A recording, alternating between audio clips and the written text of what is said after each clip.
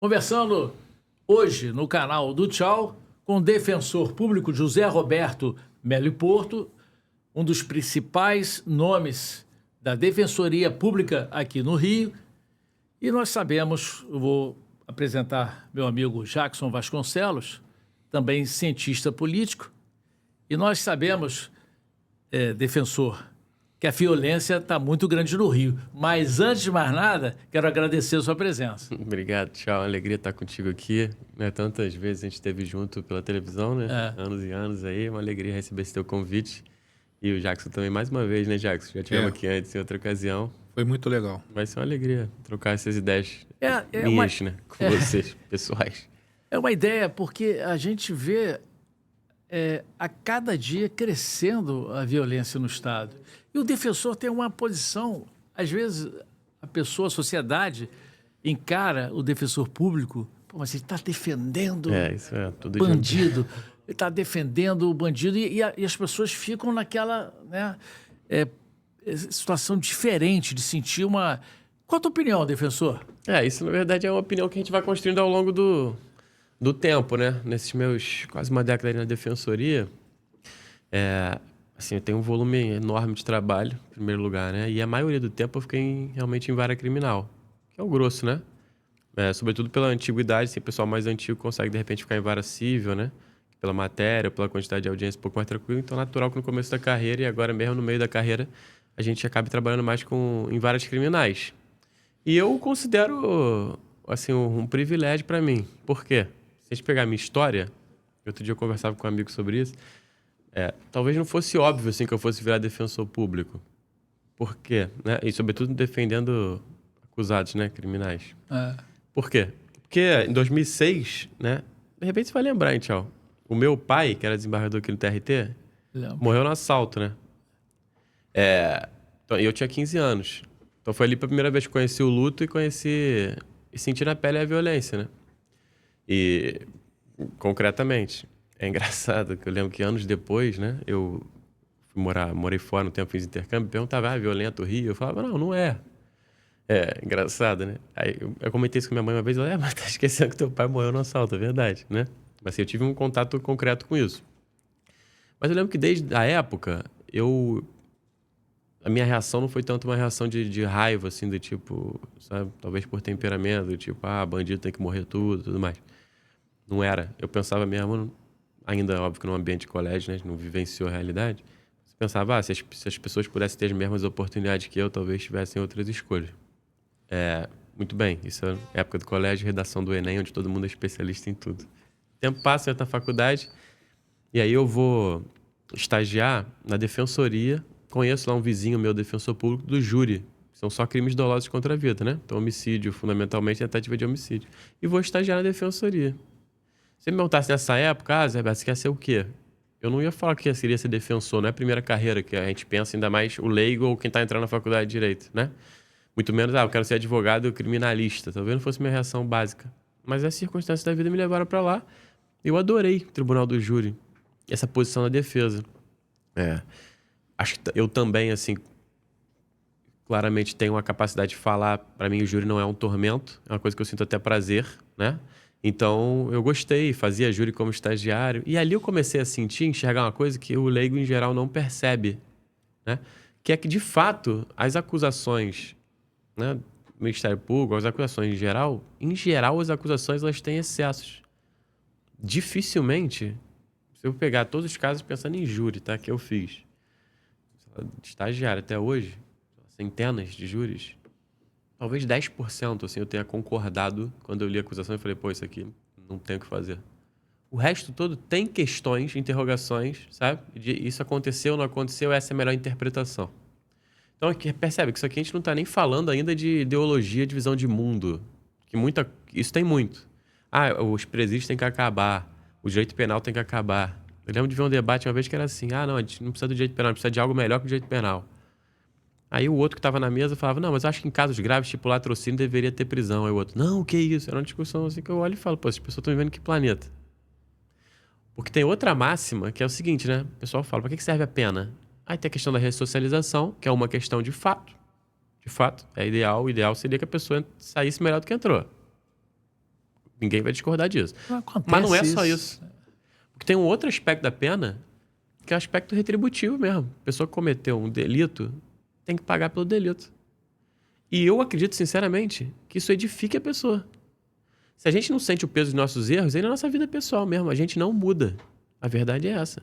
Pensar num relacionamento com a esposa, né? Com os filhos. Se a gente não sente o peso do nosso erro, a gente não se arrepende, não muda. Então, o simples fato de ficar preso, vamos esquecer completamente a ressocialização, mas ficou preso muito tempo, isso é uma oportunidade que a vida está dando para a pessoa se emendar e não cometer outro crime. Isso o pessoal ignora. Então, eu acho que a pena, ainda que a gente não tenha o aspecto da ressocialização, que é desejável, ela tem uma função primordial. Porque o grande problema que a gente tem, Thiago, eu vejo todas as entrevistas, na minha opinião, é o seguinte: por que a criminalidade está desse jeito? Essa sensação, né, de criminalidade que a gente tem. Porque parece que não faz a menor diferença cometer um crime ou não. Vale a pena cometer crime. Né? Essa é a sensação que, em geral, a gente percebe. É muita afronta. Eu vi uma entrevista tua que a mulher foi roubada na entrevista. Exatamente. Pô, tem afronta maior que isso? No meio de uma entrevista da Globo? É verdade. Quer dizer, 2014, maio de 2014. Até falei isso com você ontem, porque o guardador veio falar comigo. Pô, eu me lembro de ninguém 2018. cogita que vai ser punido a pessoa que faz isso, certo? Não, saiu e eu tentei correr, não consegui. E ao mesmo tempo... Foi onde? Presidente Vargas? Em frente ao museu, ali no Presidente Vargas. Melhorou muito desde então. E ainda pegou uma pedra depois, que eu corri atrás dele, ameacei, quer dizer, entre aspas, aí falei, porra, cara de pau é maluco, entendeu? É isso. Não, e ele pegando uma pedregulho, porque ele viu que eu atravessei e quase morri atropelado, né? Entendeu? Agora, já que isso é importante, né, essa declaração do defensor, porque Zé Roberto lembra até da morte do pai, que eu também me lembro, e foi num assalto. Como é que você avalia isso? Que ainda mesmo assim, ele era para odiar bandido, né? Tem algumas histórias muito parecidas com o defensor, né? Que são pessoas que sofreram a violência do crime na própria família e chegaram à conclusão seguinte: o caminho não deve ser o mais violência para combater a violência, que eu acho que é muito o sentimento que você tem. Né? Quer dizer, você precisa dar uma solução a esse problema para o caminho legal. Isso. O sujeito tem que ter o direito à defesa, à ampla defesa, ao contraditório. Ele tem o direito a um advogado, que aí vem a grande discussão da Defensoria Pública. Isso. E o Rio de Janeiro, que é hoje muito penalizado por uma série de coisas, ele deveria ser avaliado pelo fato de ter sido no primeiro estado, se eu estiver errado, você diz, que teve a Defensoria Pública. Com certeza. São Paulo não tinha Defensoria Pública, não sei se tem hoje. Tem defensoria em todo o Brasil, mas a mais estruturada é a do Rio. O Rio foi do Rio está em primeira. todas as comarcas, a referência está internacional. E o Rio se antecipou a isso.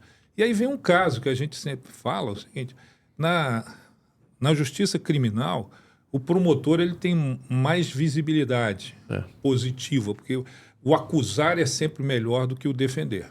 Né? Isso está no próprio ser humano. Mas quem garante que a justiça é praticada num país é a defensoria. Primeiro porque ela atende aquele que não pode pagar um advogado, o que já dá um diferencial grande.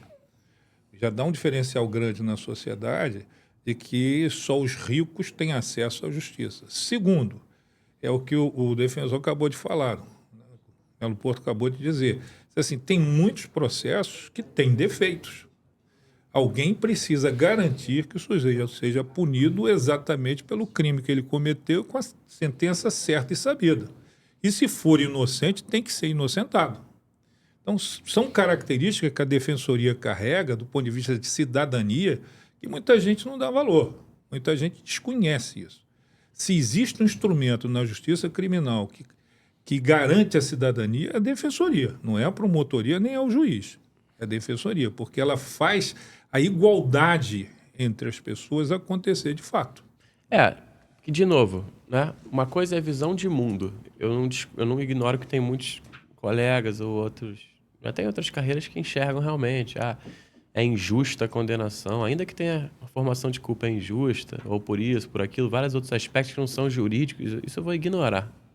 Eu sou bem pragmático. Eu acho que quem cometeu um crime tem que pagar pelo crime. Acho que a pessoa não pagar pelo crime é um mal para a ordem pública, para a sociedade, uma mensagem ruim e para a própria pessoa. Eu não penso mais assim em impactos gerais. Né? Eu tenho, esse mês eu tenho uns 200, 300 processos para tocar. são 200, 300 pessoas ali, 200, 300 almas que a gente tem que resolver, 200, 300 casos pontuais, né?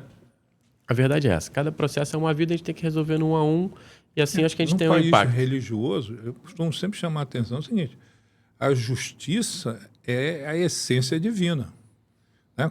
Quando o ser humano desobedeceu no Jardim do Éden, não teve essa questão, não. Né?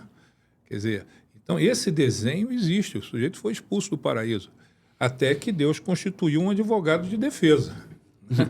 Jesus Cristo é o defensor, né? Mas não é um defensor que apoia o crime, é um defensor que institui justiça nesse justiça processo. e misericórdia, que eu acho interessante isso. Tá? Ano passado eu fiquei inteiro no júri, né? Eu acho o júri mais interessante. Qual tribunal? O 3º tribunal da capital, fiquei no 1º, a gente varia ali, né? Abrão. Abrão saiu.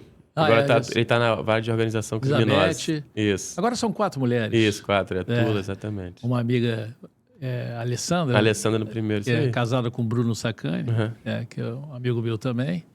E a Elizabeth, né? Isso, Elizabeth, a Tula, e no 4º eu não lembro quem tá que removeu agora, a Glioche, eu acho. Mas aí eu fiquei lá. No júri é mais sensível, porque quem julga são os 7 jurados leigos. Então tem um charme todo especial, porque aspectos não jurídicos são considerados, e mesmo quanto aos fatos, e a justiça de condena ou absolve é diferente. Que o juiz, ele está acostumado. Eu estou acostumado, o promotor está acostumado. A gente fica insensível a cada caso. A verdade é essa. Normal. É que nem o médico, óbvio, né? Que está acostumado a operar ali. Mas o jurado, para aquele caso, para ele é sempre algo impactante. Então, o juiz tem esse aspecto. E eu sou pago, apesar do meu histórico, apesar de tudo isso, e apesar também de viver no Rio de Janeiro, né, e ter essa angústia, ter que ter um carro blindado. Minha esposa vai buscar meus filhos na escola, é uma angústia. Né? Minha mãe, é uma angústia. Enchi o saco para ela blindar o carro, comprou agora um carro blindado. Quer dizer, normal não é. A gente está acostumado a algo que não é normal. Apesar disso, e de não ter nenhuma ideologia que me faça abraçar a criminalidade, né? Apesar de ser um cara até mais conservador, assim, eu tenho um prazer de defender pelo seguinte, que eu estou sendo pago para exercer benignidade mesmo, misericórdia. Estou sendo pago para olhar para quem na teoria não merece com bons olhos, né? Sou pago para olhar, ser a única pessoa que entra ali pensando, tá, mas deixa eu ver, tentar entender o que aconteceu. Deixa eu tentar olhar com boa vontade para esse cara, sabe? Porque a gente já entra ali para condenar. Eu peguei um caso. É bom você contar um exemplo. Cara, vou pegar um caso recente. Abelardo Bueno. 4 caras no carro. A polícia aborda. Já não lembro de quando foi. A polícia aborda, trocação de tiro, corre um para cada lado, prendem um cara numa casa ali. Beleza. Esse cara era o réu. Tentativa de homicídio contra todos os policiais e tal, assalto. Maravilha, o cara roubado. O que ele falava? Ele falava que ele era o único que não estava armado, ele não teria atirado na polícia e que foi a primeira vez que ele saiu para assaltar. Isso pode ser verdade? Cara, até pode ser que seja. Pode ser uma tremenda mentira. Eu não sei. Até hoje. Mas ele presta depoimento, a família estava lá. E acabou que nesse caso concreto, ele estava preso há bastante tempo. No final eu lembro que ele foi absolvido, foi desclassificado por alguma coisa. Não tinha antecedente? Ele era primário mesmo. Então, assim, existia uma possibilidade. Eu sou obrigado a acreditar nessa possibilidade porque eu sou advogado dele. Certo? Eu não vou sustentar coisas que vão contra a minha própria concepção. Também não vou chegar lá e encampar versões totalmente irreais, né? Mas, nesse caso concreto, era possível que tivesse, de fato, sido a primeira vez. E ele estava profundamente arrependido. Eu falei para ele, sendo sincero aqui, eu falei para a família dele, no meio da sustentação, eu falei, olha só, graças a Deus, ele foi preso nesse dia. Se ele não tivesse sido preso esse dia, ele teria achado que valeu a pena. Eu não tenho dúvida que teria roubado de novo, né? Poderia ter morrido na outra. Poderia ter morrido na outra, poderia estar roubando. Que para a alma dele, para a sociedade, é a pior coisa que pode acontecer, certo? Uma pessoa dedicada ao crime. Eu não quero isso. E, de fato, eu acho que foi uma oportunidade que a vida deu para ele se arrepender e se emendar. Então, ele estava 4 anos preso, foi solto lá no dia, concretamente foi condenado, mas não a tudo que o Ministério Público pedia. Eu lembro, assim, de uma jurada que chorava no final, sabe? Emocionada com o cara sendo solto. Ninguém acha legal ser assaltado, muito bem na Abelardo Bueno, aqui do meu lado. É um problema concreto para mim. Mas, nesse caso, eu fui a voz de quem eu mesmo, pela minha essência, não era que eu queria acordar vou defender um assaltante, sabe? Mas eu fui pago para ser a voz, ser o único que respira diante da nossa raiva com a criminalidade, a situação que tá no Rio de Janeiro, respirar e falar, tá, deixa eu ouvir o cara, deixa eu ver como é que eu olho com bons olhos para ele. E várias das vezes os jurados não abraçam a versão dele, mas nesse caso, concretamente, abraçaram. Então, assim, é uma coisa que, para mim, é um privilégio ser pago para olhar com bons olhos. Porque eu fico pensando, se eu encarasse a minha esposa e meus filhos com a boa vontade que eu encaro, às vezes, os réus, a minha casa, o ambiente era muito melhor, sabe? Então, eu tô sendo pago para exercer uma virtude da misericórdia, assim. E a minha posição é muito cômoda. Eu acho que a do juiz é muito mais angustiante, sabe? E mesmo a do promotor, que pode ali se convencer num sentido ou no outro, que também quando o promotor... E acontece muito, na minha opinião. Eles ficam insensíveis e começam, às vezes, a pedir condenação. Na dúvida, pede a condenação. Talvez eu fizesse a mesma coisa, tá? Se eu fosse promotor, não tô condenando, mas é que... É mais difícil, ele pode discernir, né? Ah, não tô convicto, eu tô convicto, vou pedir uma condenação. Eu não, eu tô ali para defender. Então, minha postura é muito simples. Eu tô ali para botar uma versão, ponderar sua possibilidade de existência. Até falar, a defesa vem aqui criar dúvidas. Muitas vezes eu não crio dúvida nenhuma, eu só leio o processo, que o processo tá cheio de dúvidas, sabe?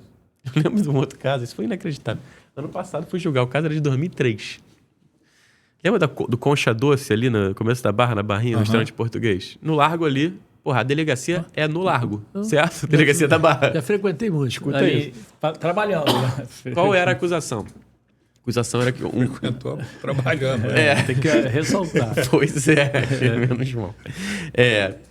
Enfim, fato a esposa do cara era caixa lá, ele tinha sido demitido e supostamente o gerente estava dando em cima da mulher dele. Isso era a acusação. Aí o cara teria ido lá um dia, brigado com o gerente, dado um tiro, pegou no balcão e não acertou mais ninguém. Foi isso em 2003. Tentativa de homicídio. Tentativa de homicídio, se muito.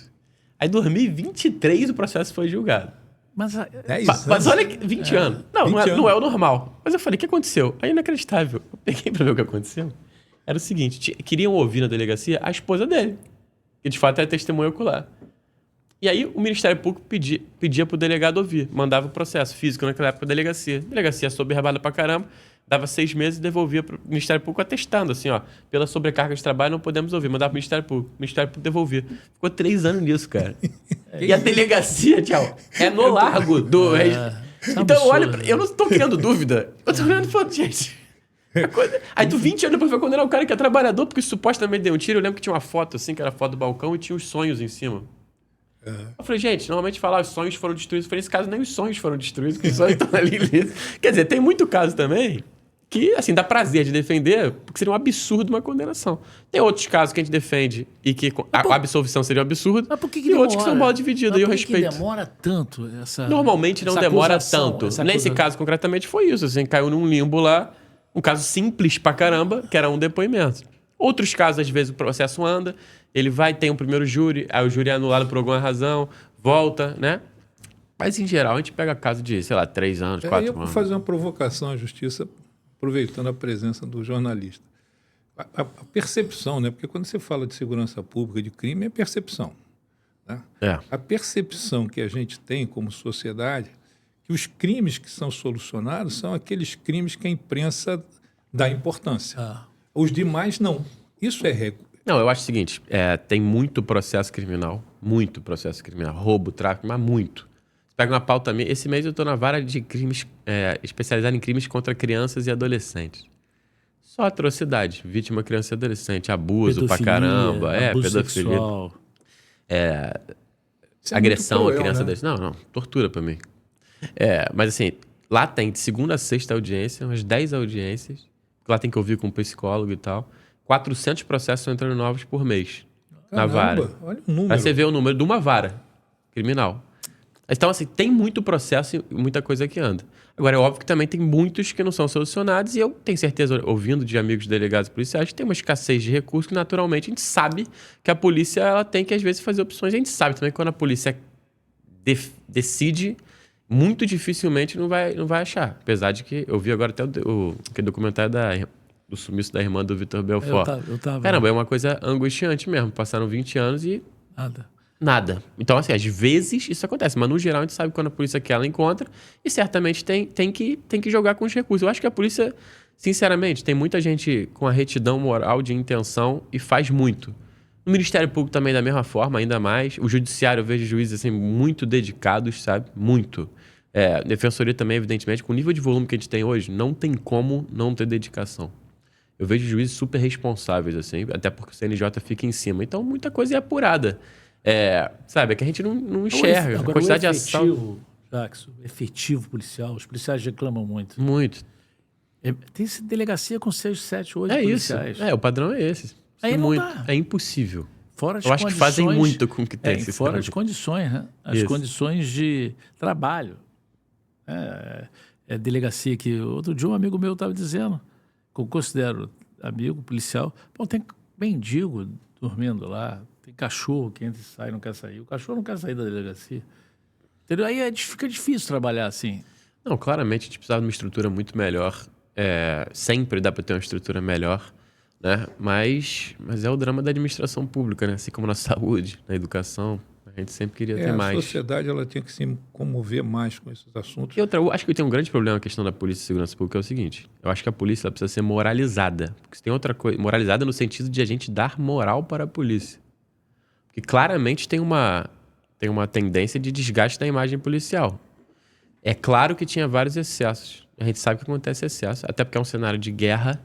A gente vive numa guerra e quer criar critérios de normalidade. Então, o que eu mais ouço dos policiais, e eu gosto de conversar com os policiais, como eu converso com os réus, aprendo muito, entendo muito. Outro dia eu fui fazer uma audiência de videoconferência em Bangu.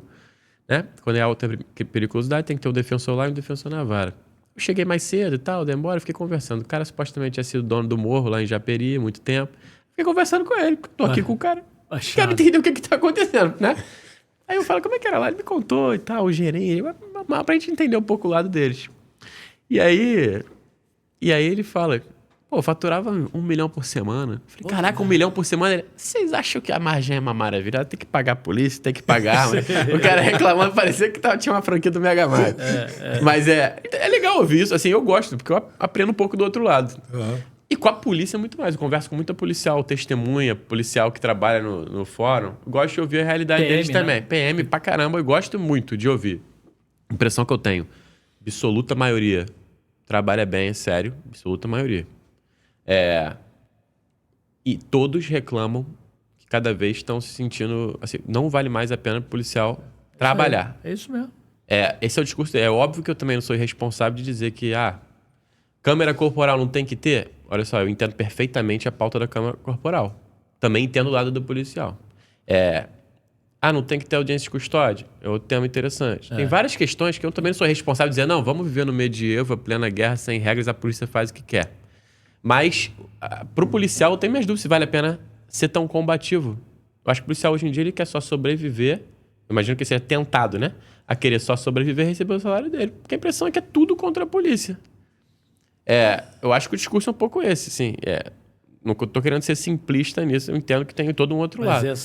São Paulo tem câmera corporal? Não sei como é que tá isso. Eu acho que São Paulo está naquela luta de não querer. O Tarcísio não quer. Ele não quer. Não quer botar. O Rio já botaram, enfiaram pela goela. Isso aí intimida realmente o policial, né? A cometer... Já ouvi também muito policial falar, para mim isso é bom, porque também prova muita coisa, porque a verdade é que é tudo acusação. É tudo de boca.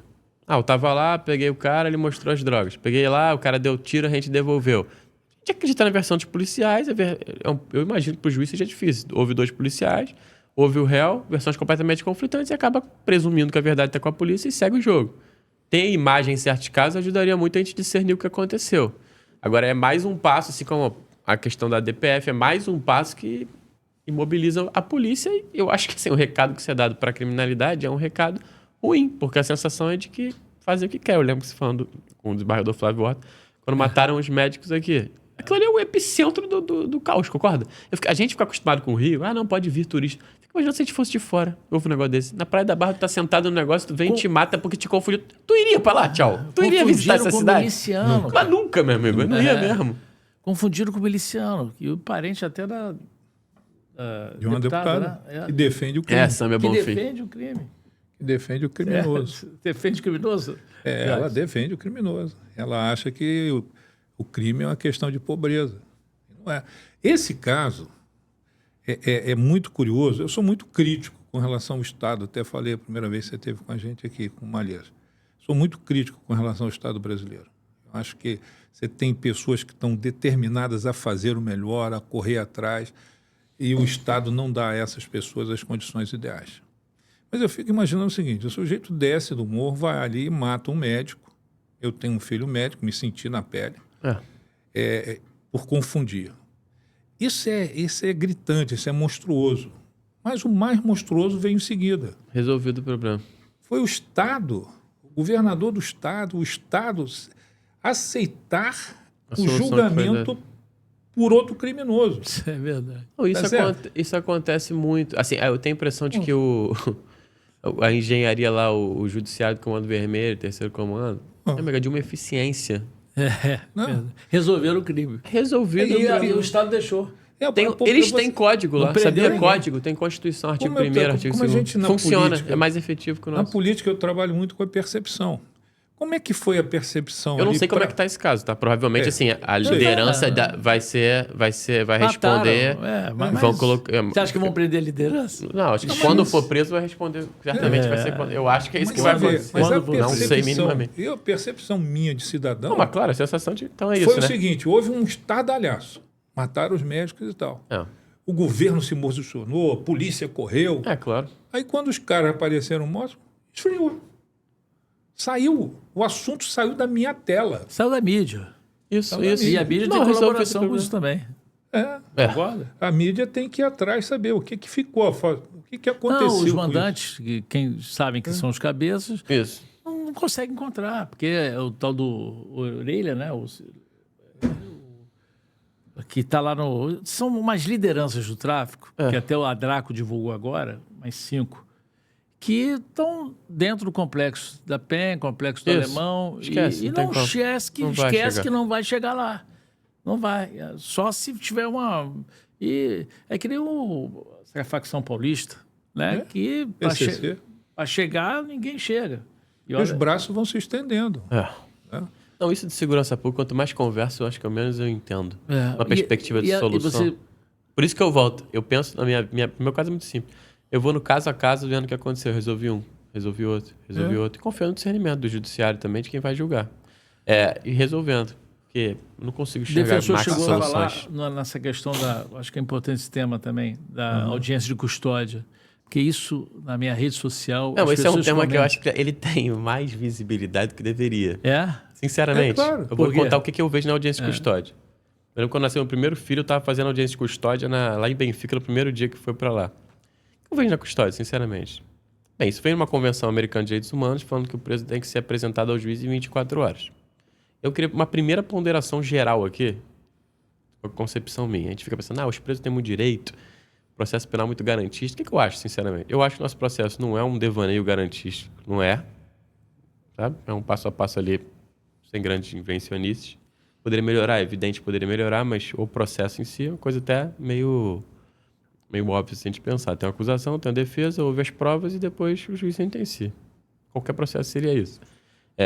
Muito bem. A gente vai pensando, mas tem direito demais. A primeira ponderação que eu penso se a gente fosse acusado, ou alguém nosso, eu gostaria que tivesse esse direito? Tem uma razão de ser desse direito? Né? Beleza.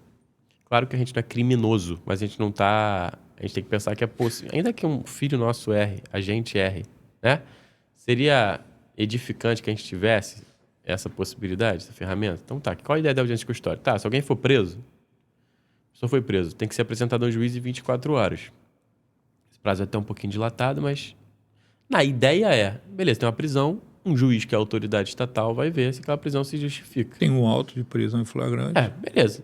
Isso é ruim? Só não sei se é ruim, porque antigamente saía uma prisão, ia para um juiz no gabinete que despachava. Eu vou dar liberdade provisória, eu vou converter em prisão preventiva. O que agora? Agora tem um juiz que olha ali e decide. Beleza. Aí você vai me dizer, isso é feito para soltar? Não, porque assim, a audiência de custódia não dá um instrumento a mais de soltura. Ela simplesmente, em vez de ser uma análise no gabinete, tem uma audiência. Assim, é óbvio que é uma possibilidade a mais de um defensor ouvir a versão, do promotor também dar uma olhada e ouvir a versão, olhar na cara de quem foi preso e sentir um pouco ali, né? E o juiz também. Então, eu acho que é melhor uma análise presencial do que uma análise em gabinete, tá? Para um lado ou para o outro. Então, assim, não é que a audiência de custódia o conteúdo dela é feita para soltar. Não, porque, de novo, o que vai ser feito na audiência de custódia é igualzinho ao que seria feito no gabinete, num processo. É uma análise da prisão. E numa sociedade civilizada, uma pessoa que foi presa sua prisão tem que ser analisada, certo? Senão vira a plena várzea. A questão... Aí o que acontece? Acontece que se tiver um juiz com uma visão que ele soltaria no gabinete... Garantista. Garantista ou uma visão assim, tráfico eu solto todo mundo. Se for primário, por exemplo, né? O cara vai ser solto na audiência de custódia. Se for um outro juiz que prende... isso nos casos que tem uma margem de discernimento. Porque, é claro, furto primário. O furto primário não atende os requisitos legais para ficar preso preventivamente. Né? Mas reincidente, ou tem um monte de anotação. Mesmo não sendo reincidente, às vezes tem um monte de anotação, tem muito juiz que mantém preso na custódia. Faz uma vista grossa até pro Código de Processo Penal. Então, só te interrompendo rapidamente, para lembrar o caso daquele rapaz turista que foi morto na praia logo depois do show, né, da cantora em Copacabana. O mesmo policial prendeu isso que eu estava te falando. O que aconteceu? O ladrão, o assassino, que estava no grupo, roubou chocolate em Copacabana. Já tinha muitas passagens, mais de 30. Isso na sexta-feira passou por uma audiência de custódia, defensor, e foi liberado. No sábado, ele tinha roubado chocolate lá da Americana, né, na loja, papai. Aí no sábado foi liberado, no domingo matou o rapaz na praia. É complicado isso, né? Não, tragédia. Olhando para isso, a gente pensa, pô, isso é muita afronta. A gente perdeu a oportunidade de prender ele. Ele tinha umas 30, eu acho. Passagem, furto, aquela... A dificuldade, aí ele vai falar muito menor, é sempre o lado da percepção. Uma vez a política me deu algumas oportunidades.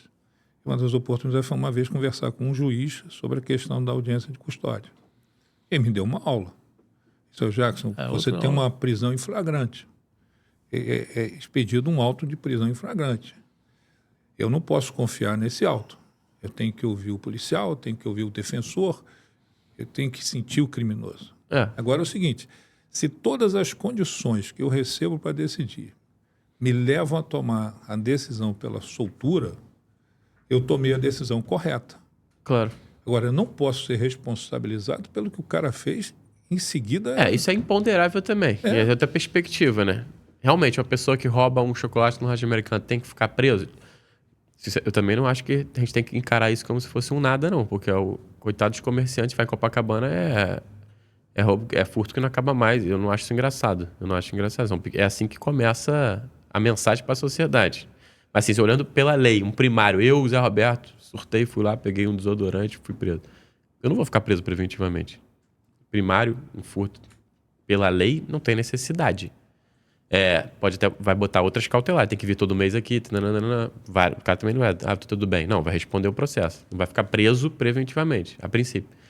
Mas, imagina que sai no dia seguinte, vai lá e mata alguém. Isso é um imponderável, certo? O juiz não pode responder por isso, evidentemente. Agora, enfim, é sempre uma análise caso a caso e depende do perfil do juiz. Dentro da margem de discricionariedade, depende do juiz. O que eu vejo na custódia hoje no Rio? Em regra, vai ficar preso. Só vai ser solto quem tem que ser solto mesmo. Tá? Varia pelo perfil de um juiz, outro juiz, tal, do promotor também, que vai pedir.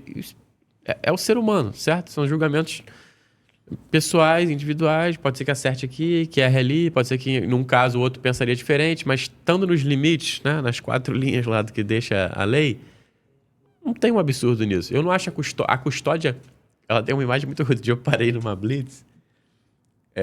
E aí o policial tava falando com o outro, assim, na hora. Esse absurdo da audiência de custódia. Engraçado, eu tava voltando da audiência de custódia. No ideário geral, a audiência de custódia é uma afronta, né? Inventada para soltar bandido. Isso aí, mas, assim, realisticamente, não é isso, sabe? É só uma oportunidade a mais de percepção. Claro, se de repente, se a gente tivesse com juízes com uma visão lá, o impacto é um. Com outra visão, o impacto é outro, né? Mas isso aí como cairia numa vara... E noutra vara, minha vida é isso. E foi criada pelo Fachin, né? Foi ele que deu... Não, na verdade, vem da Convenção Americana de Direitos Humanos. Isso, na teoria, na nossa concepção atual, tem uma força de lei ou maior que lei. Porque foi uma convenção... Então, na teoria, tem uma lei mandando fazer. Só que isso ficou no limbo muito tempo, e aí teve que efetivar, veio essa pauta, e aí, na época, era o Lewandowski, salvo engano, que era presidente do STF da CNJ, que acabou efetivando, isso foi se efetivando nos tribunais. Hoje é uma realidade. Eu não, sinceramente, assim, se vocês fossem comigo assistir a audiência de custódia, vocês iam entender perfeitamente. Uma tarde você ia falar, entendi, não é esse caos, sabe? Mas realmente, na visão porque geral... a gente tem a percepção... Na visão geral, é tipo assim, criaram uma oportunidade. E aí vem aqueles vídeos, da juíza oferecendo cafezinho, perguntar... Pô, friozinho, botando casaco. Aí... o pessoal acha que é só isso, né? E não é. Essa juíza certamente age assim sempre, né? Mas, de repente, da sala do lado, a gente teria um tratamento que fala, legal, tá tudo... Eu já concordo. Então, isso é o ser humano Você vê atuando. o seguinte, quem assinou a lei, né, que conferiu validade à convenção foi Itamar Franco e Fernando Henrique. Você vê há quanto tempo.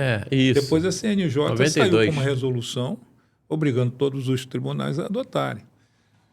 A questão é, por isso que eu volto a essa questão. Os casos que a gente conhece, eles têm uma repercussão muito forte.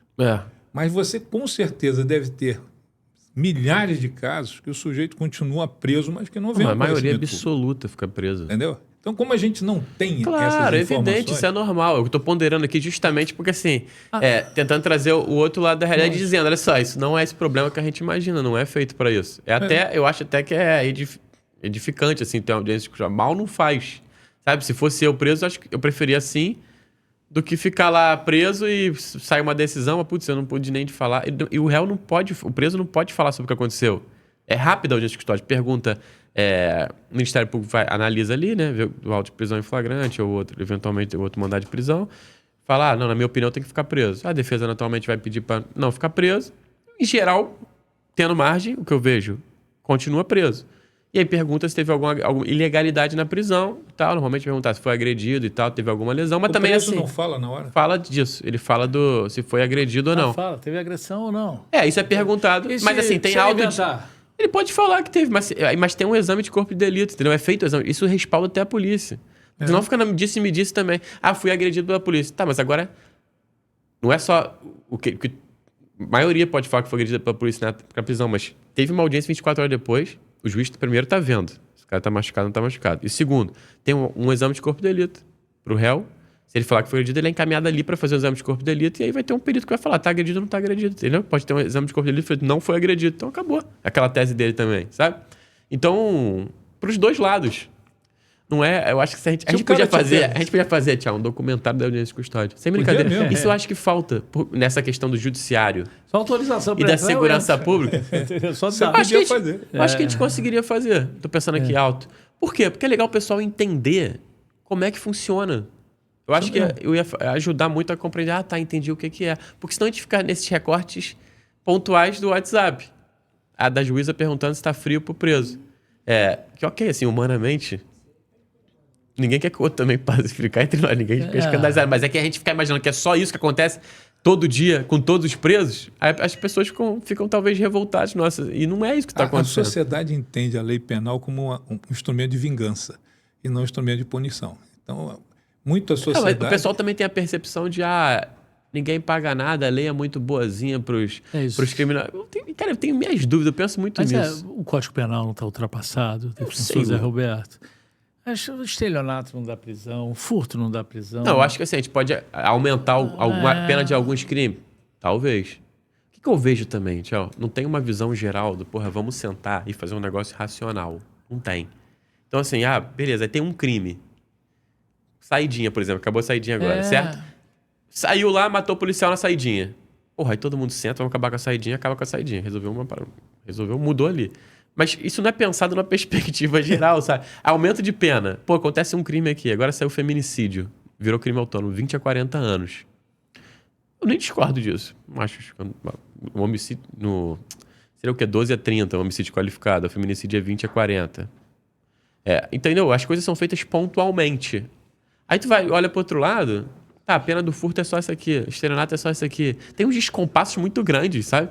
Acho que a gente tinha que sentar em algum momento e fazer um negócio coerente, porque é um negócio meio... Mas por que não... Aí o adolescente com 17 anos e 11 meses, ele participa de um roubo. Ele vai ficar preso.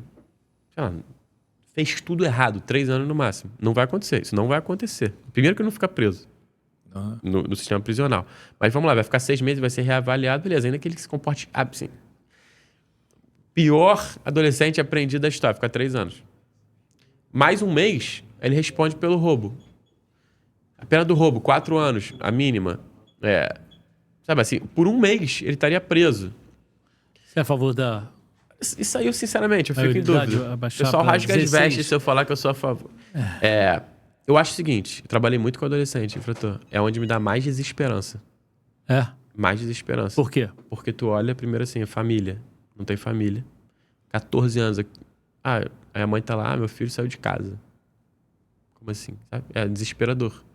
É um problema muito maior social. Coitado da mãe também. A mãe sozinha com os filhos, manda pra escola, a mãe tem que trabalhar. Pô, o moleque fica solto. Se ele simplesmente não quiser ir pra escola, ele não vai pra escola. Ele pode optar por, como qualquer adolescente, fazer besteira. Só que a besteira lá é hiperbólica, comparado com a nossa besteira aqui em geral.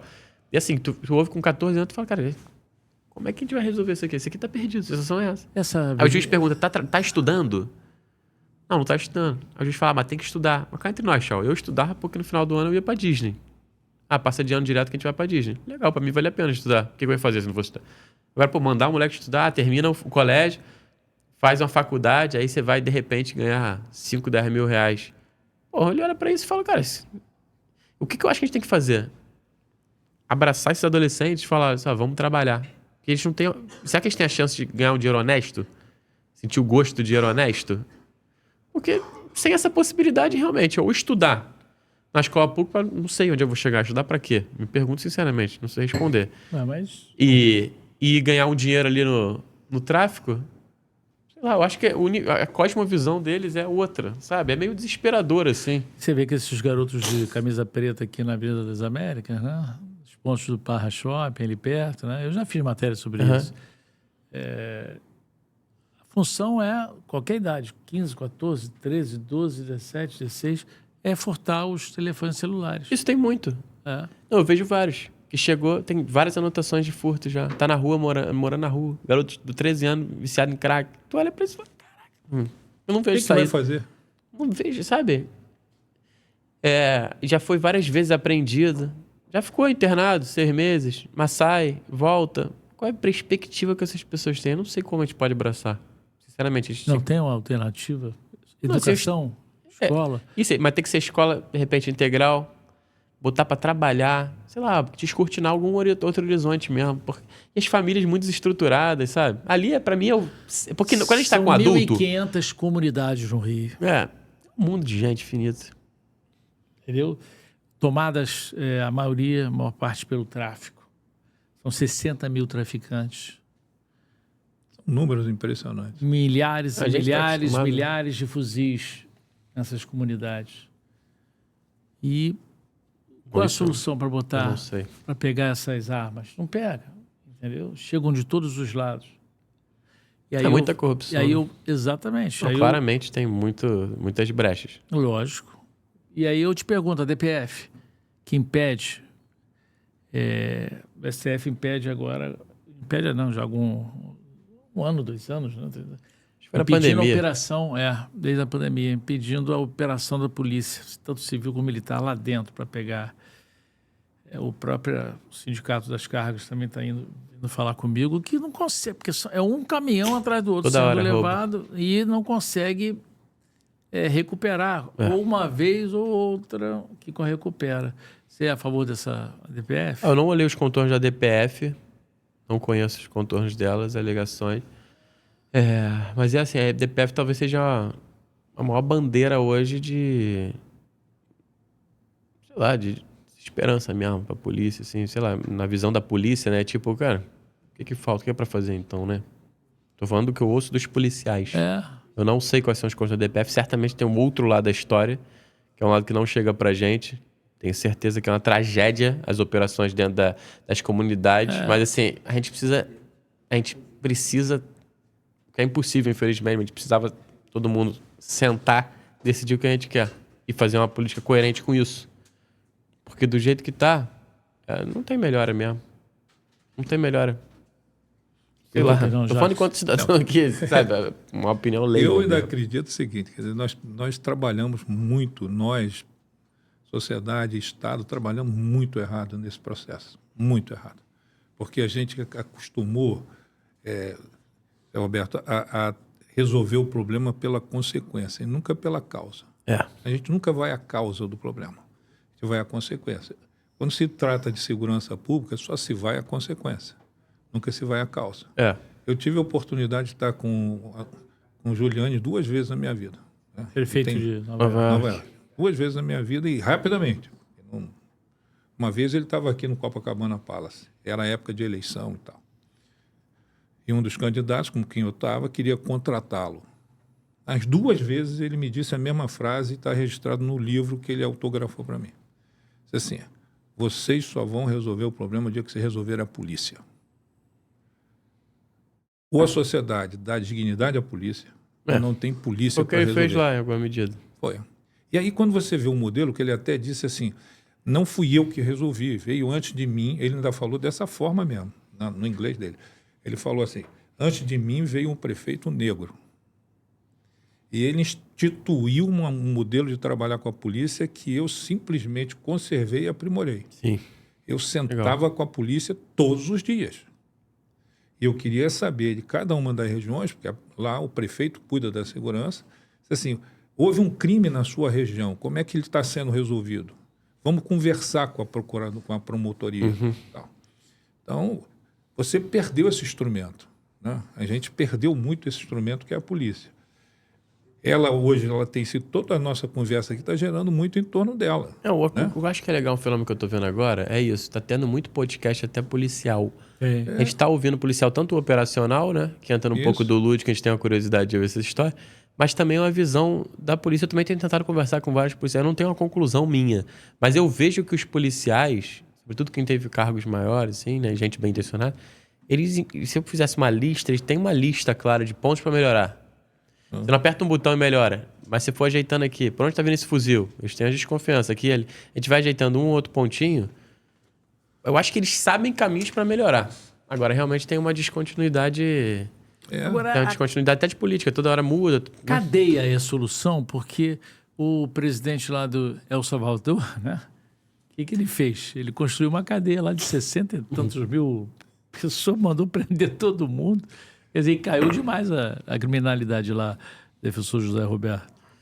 Eu acho o seguinte, essa questão das cadeias, né? Eu lembro quando eu visitei cadeia,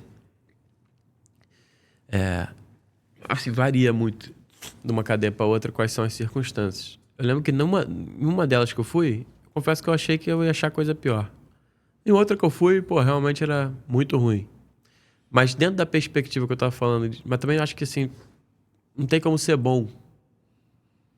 Não, cadeia não pode ser bom. Tem que ter uma dignidade, não dá para ser um negócio insalubre, mas nunca vai ser bom. Se a gente olhar para nossa como as pessoas vivem em comunidade, em condições, às vezes passa na linha amarela, olha para dentro. Acho que estão à beira da linha amarela, imagina o barulho, né? A precariedade. Então, como é que a cadeia vai ser melhor que isso? Na nossa realidade, vamos ser realistas, né? Não vai. Mas eu não enveredo muito por esses discursos de a cadeia não serve para nada. Ou a prisão não serve para nada. Eu acho que isso é um completo devaneio. Eu acho que ela tem funções muito claras. Agora, também, eu fui lá e perguntei quem consegue estudar aqui? Estudar tem para pouca gente. Trabalhar não tem. Só para os faxina, que são os presos melhor índole ali, que acabam que tem uma liberdade maior, ajuda até os policiais penais.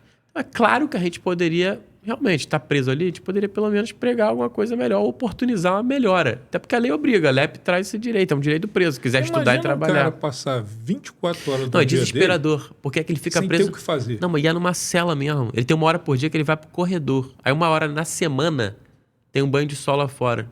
Cara, é desesperador. Para pra pensar, gente... O cara vai pensar em quê, né? Tu se acostuma a viver é isso aqui.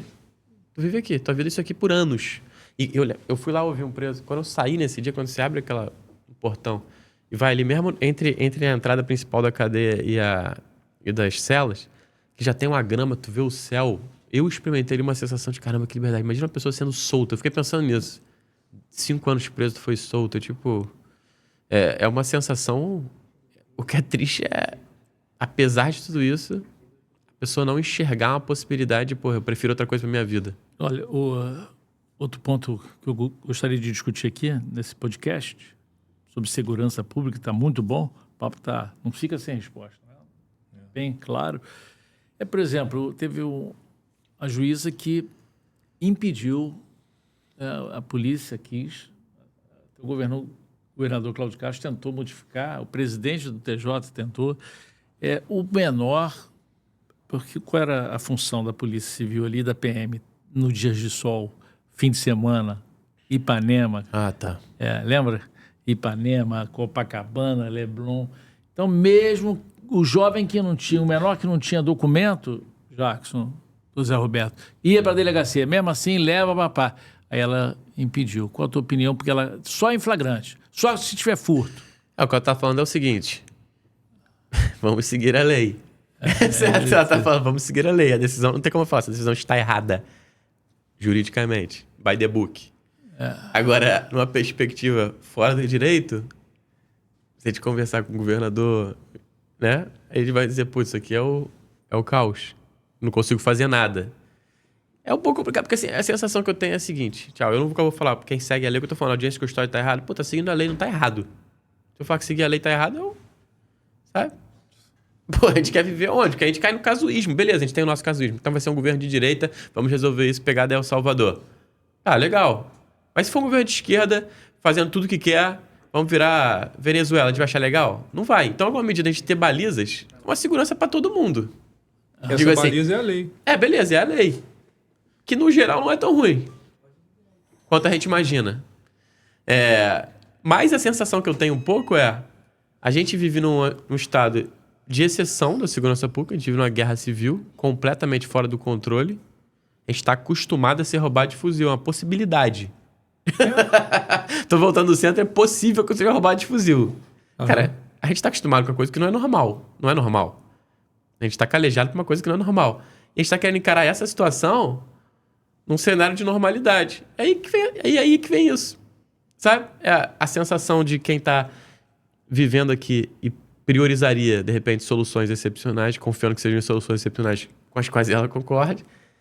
E quem está simplesmente querendo seguir a lei, que é manter uma civilização. Então é um pouco esse choque. Todos os assuntos que a gente falou. Audiência de custódia. A DPF. Essa questão. Tudo isso, em alguma medida, dentro de nós tem uma contradição nossa de... Caramba, vamos atropelar e ver se a gente resolve isso. Que não dá mais. Todo mundo acha isso. E... Não, mas calma aí, vamos manter a ordem. Isso aqui é importante. Então essa contradição. Por que a gente chega assim? Porque a gente está resolvendo os efeitos, beleza, eu acho que a gente tem que resolver os efeitos antes de mais nada. E porque não tem uma discussão onde deveria ter, assim. A sensação que eu tenho em geral, será que o legislativo está preocupado, quer sentar para... Virou tudo uma grande lacração dicotômica, sabe? A gente vê alguns posts, de repente, políticos mais da direita, que vão radicalizar pela fala, porque é do jogo político, certo? Se ele não radicalizar, ele não é eleito. Concorda comigo? Isso, concordo. A gente estava falando do amigo nosso. Se fosse um discurso mais radicalizado, tinha engajado mais e teria sido eleito. Isso é do jogo. Não está errado, mas se eu fosse me candidatar, Zé Alberto vai ser vereador. Pô, se eu for ser vereador, trabalhando na pauta e na plataforma da prudência e da razoabilidade, ninguém vai se engajar, sabe? Eu tenho que ter um lado. Então, isso é típico do político. Do mesmo jeito do outro lado. Só que ninguém senta para resolver ou para discutir mesmo uma política geral. Não vai ter uma política geral. Então é uma grande descontinuidade de políticas e é isso. É claro, o judiciário tem que resolver. O judiciário resolve os casos que são entregues a ele. Eu não conheço esse caso, tá? Não conheço os contornos. Então tô falando abstrato. Muitas vezes ele pega e fala, tá, esse caso aqui chegou para mim. Como é que eu vou resolver? O que a lei me manda resolver, o que a Constituição me manda, ou as circunstâncias? E resolve um caso e resolve outro. O judiciário não pode ser a pauta de resolver essas questões, concorda? É uma loucura, nunca vai dar certo. O judiciário não vai atropelar, ele não é feito para atropelar. O que estavam pedindo à juíza era o seguinte, eu vou prender... Se tiver sem documento. Não, vou prender sem ter razão. Flagrante. É isso. Resumindo. Se fosse meu filho, meu filho, vamos voltar. Se fosse meu filho, eu ia achar que isso está certo? Não. Isso, a gente está querendo dizer, cá entre nós, seria preocupante, talvez, que o judiciário dissesse, tá de boa isso. Sabe? Tô falando no que vocês estão me contando, não conheço. Não, mas houve uma decisão. Mas para pensar. Cortaram ela. Aí, de repente, foram nos STF, aí... O que o STF teve uma reforma. Eu não sei, certamente não é tão assim, preto no branco a coisa. Em resumo, o que o STF diz, o mais absurdo que seja, é o seguinte, você pode prender qualquer pessoa sem flagrante. E vamos lembrar isso, você falou essa questão do fuzil, nós estamos chegando no final, né? Do finalzinho aqui do podcast, que por esses dias, né? Teve um policial militar no carro blindado que foi morto com vários tiros de fuzil, fora aquela situação aquela outra pessoa em Del Castillo que também tiraram na fechadura, né? Caraca. Vários tiros de fuzil, carro blindado também. Quer dizer, nem carro blindado mais a gente pode ter, às vezes, né, em situação. Porque normalmente o fuzil normalmente não é, mas também não é tão anormal. Exatamente. A verdade é essa, é uma possibilidade. Porque Zona Sul mesmo, fuzil... Porra, difícil imaginar, né? Difícil imaginar. Mais naquelas bandas lá da Zona Oeste ou... Agora, mas é um cenário inacreditável, né, tio? É de guerra. É que você tá há 30 e tantos anos falando disso, mas para pra pensar. A gente conversa com alguém de fora. Sim, eu não tenho a menor vontade de sair do Brasil. Ontem falaram comigo, eu não tenho a menor vontade, eu adoro o Brasil, acho o Rio maravilhoso. Eu volto do centro pela Orla pra Barra, pô, esse lugar é paraíso. Mas assim, você toma as medidas. É porque a gente é muito apaixonado, porque olha, assim, claramente isso não é o paraíso. Temos vários outros problemas, sabe? Não anda pra frente. Quantas décadas a gente tá nisso, sabe? Eu até acho que, assim, os governantes, eu imagino que eles se esforcem. Essa pauta de segurança eu teria muita curiosidade de conversar, sabe? Backstage, assim, com governadores, secretário de segurança. Porque certamente... Você vai se decepcionar. Vai se decepcionar. Eles não têm a menor noção do que é isso. Menor noção. Você pode procurar qualquer um deles. Eles não têm a menor noção do que estão lidando. É tudo na pressão. Isso tem muita pressão. Com certeza tem muita pressão no dia a dia, porque é do Aí jogo. você vê o seguinte, dou um dado aqui que é real. Toda vez que surge um crime assim de grande comoção nacional, claro. O Congresso Nacional separa semanas para aprovar toda a legislação, todos os projetos que estão lá sobre segurança pública. Para dar uma pública. satisfação. Aí aprova todos os projetos. Isso. A vida continua. Aí Nosso vem jogo outra é esse. comoção. Aí o cara lá resolve o seguinte, agora nós vamos aumentar a pena de 30 para 40, de 40 para 100, de 100. Não adianta, porque não tem investigação, você não chega ao criminoso. O sujeito que dá um tiro de fuzil na porta de um carro blindado, ele pode até ser preso, mas você nunca vai perguntar pelo fuzil. De onde é que veio esse troço? Como é que esse cara teve acesso a esse fuzil? E claramente tem uma etapa que a gente não está olhando. Eu fiz uma conversa que eu tive com o governador Cláudio Castro, eu tinha até testemunha, estava o Rubem Medina junto. Nós chegamos lá, ele estava eufórico. Disse assim, estou resolvendo a segurança pública porque eu já consegui dar aumento aos policiais. Aí a pergunta simples que se faz, né? Eu tive a ousadia de perguntar, diz assim, mas você perguntou se é isso que eles precisam? Se é do aumento do salário tão somente? Um ponto. É um ponto. Cara. Já é um ponto, lógico. Pô, por que não se para pensar por que essas coisas estão acontecendo? Passou a comoção do momento, a vida continua. Perfeito. Eu quero agradecer a presença do Jackson. Eu que agradeço um monte. Tá com... Papo o Roberto foi bom. Aqui é sempre muito bom. E agradecer a presença do defensor José Roberto Mélio Porto, porque ele dá uma visão que muita gente não entende, né? Muita gente... É preciso ouvir esse ponto. A gente faz o podcast de segurança pública, mas batendo muito, né? Ouvindo muitos policiais, ouvindo muitos deputados, né? Ouvindo outras personalidades mais daquilo que você falou, na questão da acusação, né? Claro. E você veio para um lado, mas também tentando olhar mais pelas leis, é isso, né? Explicando certas...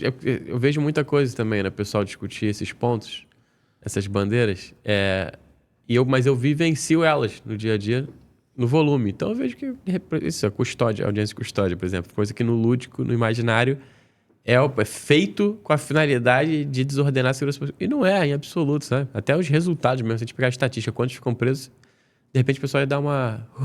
então tá tudo bem, sabe? Então eu tô ponderando essas questões que eu mesmo pondero, porque, de novo, eu aprendo na minha prática, né? Eu também tinha minhas visões de mundo, outras visões teóricas, e a prática vai me convencendo de outras coisas, com a certeza de que eu tô vendo isso aqui, né? Assim, a minha visão é uma. Agora, qual é a visão do policial que tá subindo, né? Qual é a visão do governador, que também, certamente tem muitos projetos que eu gostaria de fazer passar, e não passa, né? Qual é a visão? Sei lá, tanta gente que eu queria ouvir mesmo. Por isso eu gosto do teu podcast e vários outros, que a gente ouve outras visões, né? Eu não gosto da retórica simplista e irresponsável, sabe? Que é fácil, mas assim, isso não edifica nada, entendeu? Viver de ser informado de cortezinho rápidos e simplista, que nem vivendo um grande período eleitoral, pô, não é assim que a gente vai resolver, sabe? Mas eu entendo as críticas de todos os lados e vou tentando tirar minhas conclusões. Perfeito. Obrigado. Obrigado a você, Obrigado. É uma alegria estar com vocês aqui. E a gente sempre lembrando que eu ouço todos os partidos, entendeu? Não adianta querer me acusar, não, porque tá ouvindo só esquerda, defensor. Eu ouço, já ouvi vários advogados, entendeu? Desembargadores, partidos PSOL, a PT, a PL, né? E assim vai se formando o canal do Tchau com a credibilidade que ele tem. Peço que compartilhem a conversa, peço que deem o like e vamos adiante, sempre juntos, sempre em frente. Isso aí, gente. Um abraço. Valeu, obrigado. Tchau.